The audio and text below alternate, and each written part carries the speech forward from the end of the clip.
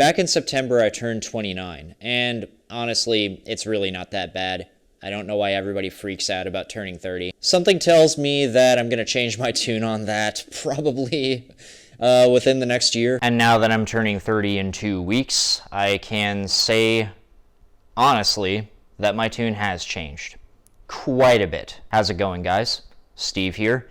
And I am dealing with kind of being on the verge of an existential crisis. I'm kidding. It's not really that bad. But honestly, the feeling of turning 30 is something that I absolutely cannot describe.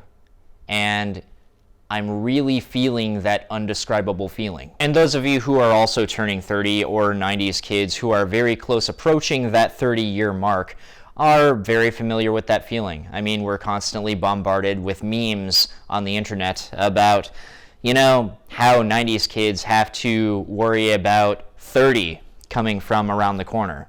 One that sticks in my mind in particular is the one with that guy in Australia or whatever country it was he was from. I'm going to sound very stupid saying that. Gets caught in a tornado and he's looking like the extreme sports guy and looking at it, and you always see the "Here it comes" tagline, even though when you watch that video he never actually says "Here it comes." In all seriousness, I have to describe the feeling that I am feeling right now.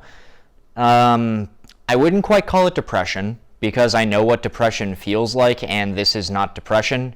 Depression is a lot worse. What I would describe this as is more along the lines of apprehension. It's that feeling you get when you know something big is about to happen in your life, and you're waiting for that big thing, and you don't feel stuck, but you just know something is coming, and you feel like any minute this big feeling is going to hit, but it hasn't quite hit yet. You feel like you're right on the verge of it hitting, but it hasn't hit yet. That's what I'm feeling right now. And at times it is exciting, but at times it is very draining. I guess you could call it a little bit of an existential crisis. I was almost about to call this a quarter-life crisis, but then I realized very stupidly that if I'm this close to 30 and I'm calling this a literal quarter-life crisis, then that would mean I'm going to live to 120. And not that I don't want to have some longevity in my life, but I really highly doubt I'll live to be 120. If I cut my life in half right now, I would be about 15 years old. I remember very much what it was like to be 15 years old. However, if you told 15-year-old Steve to look back 15 years, he wouldn't be able to do it. And that insane amount of time passing in what feels like the blink of an eye is, I think, what is causing that apprehension, because honestly, I'm starting to realize it's only going to get faster as I get older. But I will admit that one thing that helps me get through this weird feeling is looking back on my 20s as a very good growth period and realizing that for somebody who's going to be turning 30, I'm doing pretty darn well for myself. I mean, sure, I have a good amount of gray hair on my head. Something tells me that when I'm 40, I'm either going to not have any hair at all, or all of it's going to be gray. I don't know which one's going to happen first, but I have a feeling one of those will happen. Maybe I should get Keeps. Not a sponsor. But another thing that I have to think back on is that my 20s were a period of immense growth for me. I mean, my 30-year-old self, I would like to think, despite all of my problems, that I'm relatively well-adjusted and much more mature and confident and every other positive thing you could imagine, much more so than when I was in my 20s, especially when I was 20, in my 20s. Wow, I'm talking about myself like I'm not 29. Shit. But in my 20s, one of the things I did is come out of my shell and became a more confident person. I'm somebody who has a large amount of social anxiety, and I'm a very introverted person. And I know that sometimes I come off as very extroverted in some of my videos and some of the ways I talk to people, but I'm not naturally extroverted. I am somebody who absolutely needs to step back from any social situation after it's over and recharge. I am the type of person to where if I am thrown into social situations constantly, day after day after day, I'm going to burn out, and I need to take time away from that. even people who I absolutely love, like my friends and family. Friends and family. Wow. Friends and family. Does turning 30 make your speech worse? And I'll admit that I did it in a lot better way growing in my 20s than when I was in my very early 20s. In my very early 20s, during my college years and right out of college, I was a pugnacious little bastard, and I really hate the person I was back then. And I ended up having some humility going through the course of my 20s, and I feel like I've adjusted relatively well. And a lot of other cool things happened. I mean, I fell in love with programming, which if you talk to pre-20s Steve, he would never have dreamed that would happen. And I was still able to stretch my filmmaking muscles a little bit, even though it's obviously still very much an amateur hobby-ish thing. And I feel like I can very honestly say that I have found out who I am as a person, and I have grown comfortable with who I am as a person. And unfortunately, I feel like a lot of people, by the time they reach the age of 30, haven't done that yet. And I feel like I have, and I am very proud of myself for doing that. But there is something that I absolutely want to talk about here that is probably the most important thing that I learned in my 20s, and something that I definitely want to keep in mind as I get older and as I get into my 30s. And it's the most important life lesson that I've ever learned.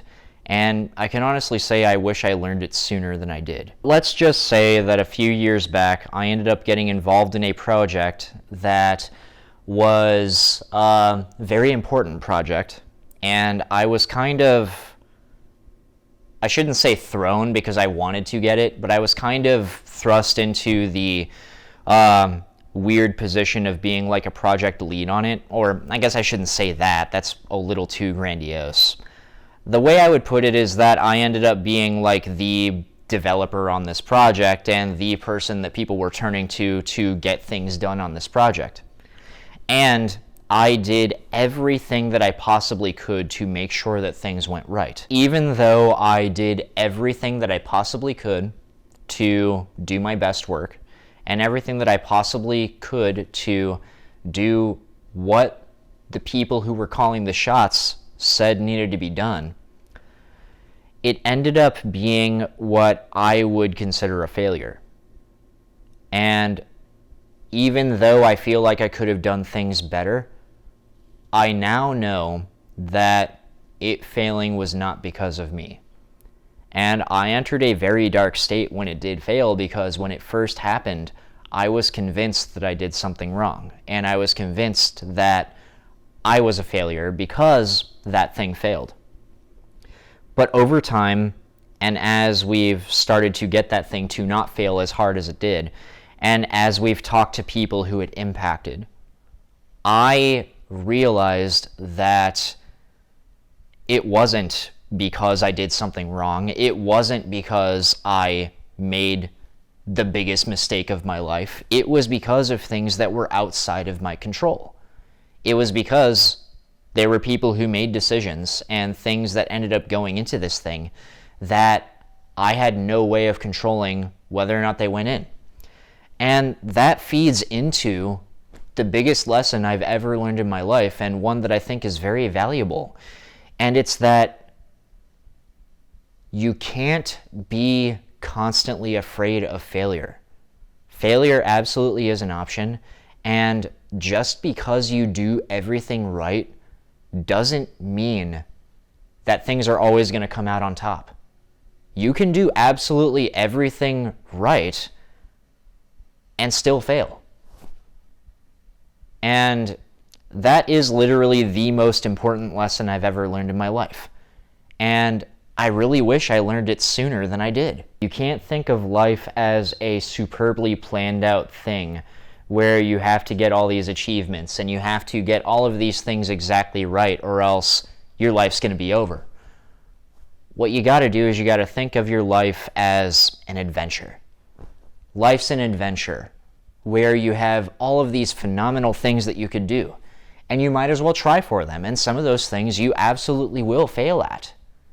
But that doesn't mean that your life's going to be over when you fail those things. You have tons of opportunities to try anything you want. I know that turning 30 isn't going to be, realistically speaking, a terrible thing. And I know that this feeling will go away as soon as I probably, pass a few weeks into turning 30. And I'll admit, I'm kind of excited too. Let's see what my 30s bring. I'm not going to stop making videos.